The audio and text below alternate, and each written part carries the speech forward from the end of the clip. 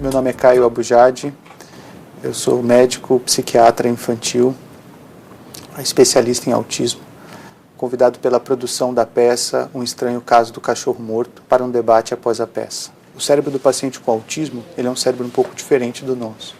Ele é um cérebro mais hiperexcitado. Funciona mais ou menos assim. É como se o nosso cérebro, ele faz uma atividade de cada vez. Então, toda vez que a gente faz uma atividade, a gente desliga a nossa atividade anterior. Mesmo quando a gente está fazendo duas atividades ao mesmo tempo, a gente, na realidade, está fazendo uma de cada vez bem rápido. O paciente com autismo, não. Por ele ter um cérebro hiperexcitado, ele liga uma atividade sem desligar a atividade anterior. Então, ao longo do dia, às vezes, ele está fazendo 100, 200, 300, 1000 atividades ao mesmo tempo naquele cérebro. E isso ele faz desde quando ele nasceu. O cérebro dele é assim. Então, a gente tenta fazer com que eles funcionem com um cérebro parecido com o nosso. Só que, se eles tentarem funcionar da mesma forma que a gente, eles se desorganizam. E aí eles entram em crise. Então, desde pequeno, eles vão criando um método para se organizar. Você tem um padrão de comportamento repetitivo. Na realidade, isso é um cérebro tentando se organizar. Tá? Então, eles sempre voltarem para o mesmo start faz com que eles continuem funcionando de forma adequada naquele mar de estímulos que eles têm. Então, eles têm que seguir uma linha reta dentro desse mar de estímulos. Quando eu coloco um bloqueio nesse comportamento repetitivo, eu peço para ele parar de fazer aquilo, ou bloqueio um ritual, ou uma rotina, ou até uma estereotipia, ele cai de novo nesse mar de estímulos e aí ele se desorganiza completamente. O cérebro mais imaturo, ele é mais sensorial e mais motor. Por isso, a gente vai ter predomínio de comportamentos repetitivos motores, que são as estereotipias, e sensoriais, que são as hipersensibilidades tátil, gustativa, olfativa, visual, né, e auditiva. E aí, conforme ele vai amadurecendo, esses padrões de comportamento repetitivo eles vão mudando para comportamentos repetitivos que a gente chama de ordem superior, que são comportamentos mais maduros. Então, são baseados em rituais, rotinas, compulsões.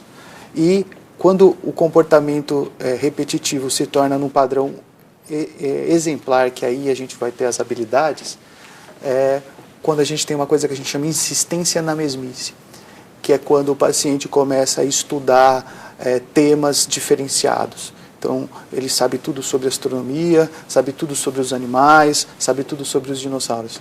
Então, vejam, você tem o mesmo comportamento que é uma estereotipia e o autointeresse por astronomia é a mesma forma de trabalhar aquele cérebro hiperexcitado, entendeu? Só que com padrões cognitivos diferentes. Desde o primeiro dia que a gente nasceu, o que a gente faz durante o dia é criar redes neuronais. Isso vale para todos nós, tá? E durante a noite, memorizar essas redes neuronais. No dia seguinte, a gente reativa essas redes neuronais, acrescenta as informações daquele dia e armazena durante a noite. A gente faz isso a vida inteira, tá?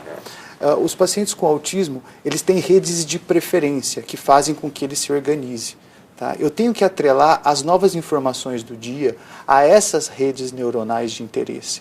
Então, se um paciente está lá super interessado em bichos, em fazer desenho, e eu quero que ele se interesse por outras coisas, eu posso, através dos bichos, ir dando um conhecimento sobre outras áreas.